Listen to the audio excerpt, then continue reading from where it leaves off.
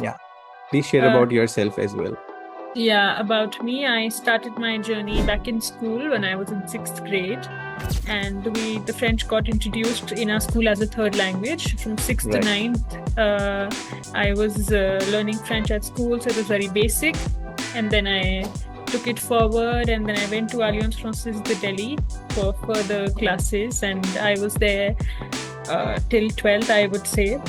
Right. And then after that, I also did my graduation from DU, from Delhi University in French honors. Mm. So again, 3 years of French and everything. And yeah, so I've been connected with French since I was 16, and now that I'm 25, it's almost been 9 years with the language. And Thank you. I would really like to thank you to accept my invitation and coming here on the podcast. Thank you. Thank you so much for inviting and initiating this conversation. I'm glad to be here. So, Khushi, we will be beginning with a quick introduction. So, my name is Parth, and I'm running Language in You, and Hmm. I am a French language trainer by profession, and I have cleared my DELF B2 in 2022, and I have also completed my 7.1 level from Alliance Francaise de Chandigarh. And Great. in teaching field, I am since past 5 years now. So I train people for DELF examination. And Great. yeah, I also train in a school full time as a French teacher. There I'm taking care of grades 6 to 10th. Great. Great. Great. Lovely meeting you and lovely knowing your journey with the French language. Very interesting. Thank you. And Yeah. Please share uh, about yourself as well. yeah, about me, I started my journey back in school when I was in sixth grade. And the French got introduced in our school as a third language from sixth to Right. ninth. I was learning French at school, so it was very basic. And then I took it forward, and then I went to Alliance Francaise de Delhi for further classes, and I was there till 12th, I would say. Right. And then after that, I also did my graduation from DU, from Delhi University in French honors. Mm. So again, 3 years of French and everything. And yeah, so I've been connected with French since I was 16, and now that I'm 25, it's almost been 9 years with the language. Mm. And Wonderful. yeah, so it's been a long journey and very interesting one. And I have Sure. lived in France as a language assistant and all of the things that I've done. Yeah. Mm.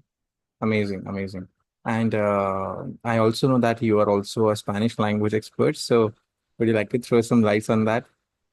Sure. Yeah. So my journey with Spanish is very, very recent, I would say. It's just been 2 years, Okay. but it was recent, but very quick, I would say, because Mm. I went into Spanish without knowing anything. I went, so my journey was French was very formal. It was a lot of teaching, a lot of grammar, a lot of sitting in the class, listening to comprehensions and writings. While Right. with Spanish, it was like jumping in a hole, basically Mm. jumping in the unknown. Because I went to Spain directly without any knowledge of Spanish. I wanted a new adventure in my life, so I said, "Let's do it." And I thought I would be lost, and I was lost in the first 3 months because nobody spoke English where I was living in Spain. And Mm. so this was quite difficult. I remember the very first day when I went for groceries. I just couldn't pay because I didn't know what to do. And the person was talking to me in Spanish about what to pay, and I was clueless. Mm. And then after 3 months, I picked up the language. Also, French helped me a lot because it's very similar and it's easier. If you know Mm. French, you know that French is a lot of pronunciation exceptions and grammar Mm. exceptions. Right. Spanish is a bit easier if you already know French. So there I started Mm. my journey with Spanish. With Spanish, I would say I started in Spain, so it's more of a native experience that I would say. Amazing. Yeah, I wouldn't know how to explain you the grammar in Spanish, but I can definitely tell you how do people talk in Spanish, the real life Mm. Spanish. So that's the main Yes. difference I say in my learning. So I think that was a initial push, I would say, for Spanish. The Yeah, interest yeah, yeah. It peaked was up. like the necessity. Otherwise, I Hmm. would be lost. So I thought if I Right. want to connect with the local people, I have to speak Spanish. And then it came up very, very quickly and suddenly. I was shocked within 9 months. How am I speaking, Spanish? And people were shocked. Like, I met you 6 months ago and you weren't speaking Spanish. Like, I'm Hmm. shocked myself.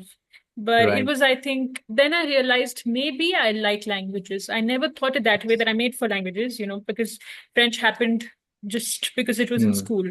But with Spanish, I think then I realized that yes, maybe I am into languages, that I can pick up languages. Wonderful. Wonderful. C'est Yeah. formidable, I would say. Thank you. Right. So, I just wanted to just start this podcast with a very basic question. And like you have mastered your English, French, Spanish. So, how did your learning approach differ for each language, and what worked best overall? That's a very interesting question, I think, especially for us Indians, Hmm. because we have been brought up with English. I think all Yes. of us today, a lot of us today go to English medium schools, CBSE, ICSE, IG, whatever, and Yeah. English is the language of instruction.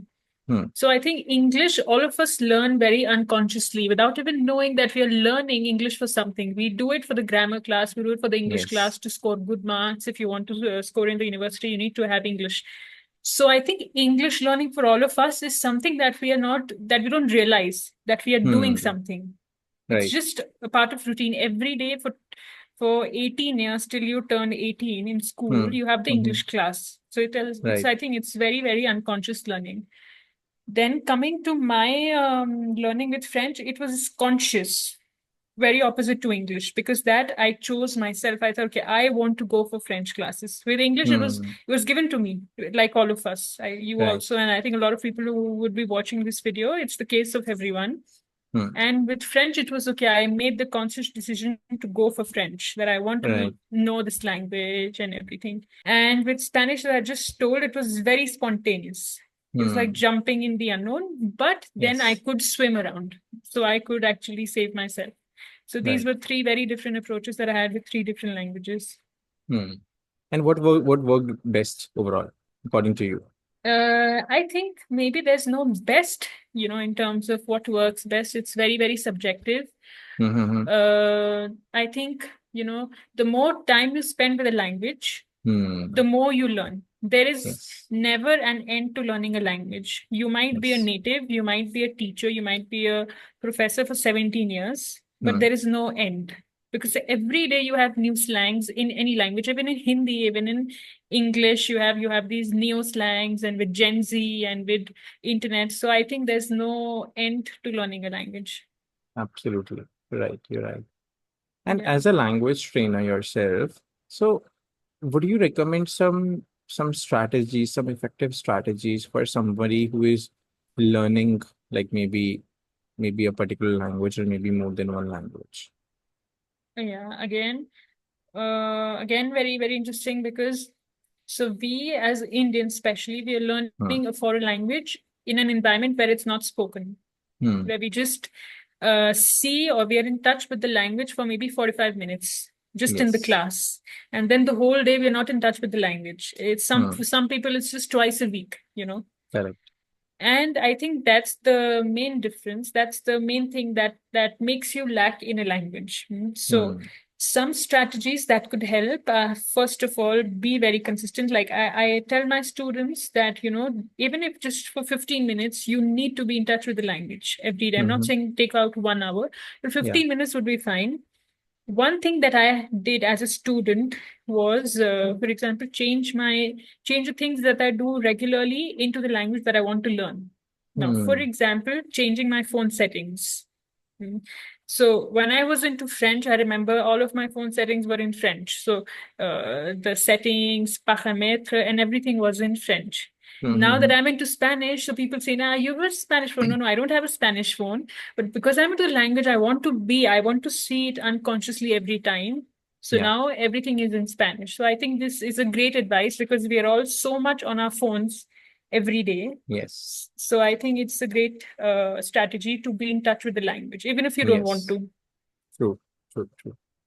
And as you have already been in the native environment, in that environment where these languages are spoken, right? Mhm. So, do you recommend that a connection with a native speaker is required really in our life when we are learning a particular language, and how does it help you?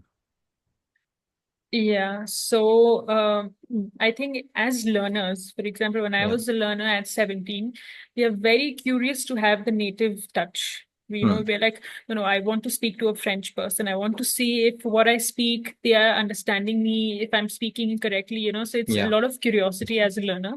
And if you have that curiosity, I think it means you're on the right path. Because it's Hmm. okay to be curious, that shows that you're interested enough in the language. Right.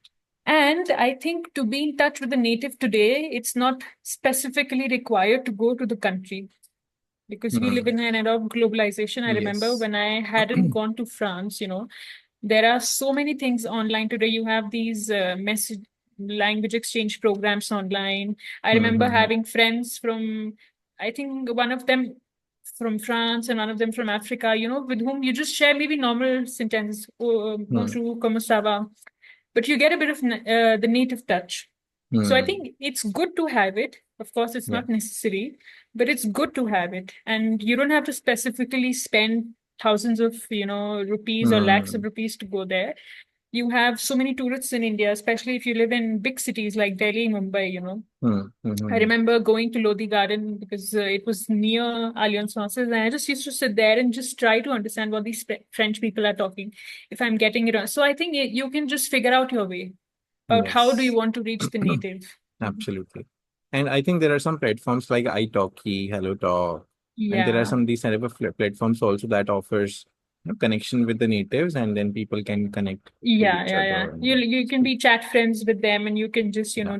can fix a time. I remember having yeah, actually I did had a French native. We used to speak once a week online. She was a lady from France, a very old lady. So the concept Okay. was old people are a bit lonely, and so in turn you talk to them in French, and they teach you French and everything. So it was a conversation thing. Yeah. Right. Right. All right. And also, as you are a trainer yourself, so my question is, how do you customize the training approach differently for the academic learners versus the corporate professionals? Mhm. Yeah, I think these are the two big sectors in India that we might say. One Hmm. is the academic one is the corporate one. Yes. And the audience is quite different. The students are quite different because the academic one is, teens, teenagers, Yes. or people in the university, but Hmm. mostly teenagers. While the corporate ones are people already in the job sector, people already working in IT companies or Hmm. Hmm. Hmm. finance or whatever. So the approach, of course, is a bit different. With academics, you focus more on the academic learning that's been done in the school. Yeah. So the child copes up with the syllabus, and Hmm. you have you touch topics that are more related to school education. Hmm. Hmm. With Hmm. corporates, it's a vocabulary which is more different, which is work-related vocabulary for some people if they're into IT or if they're into finance or if they're Yes. preparing for some specific exam, then it's a different Hmm. approach. Correct. Correct. Correct. So is it like you follow a different book for the professionals, for the corporate people, or maybe For something different, some books, different curriculum?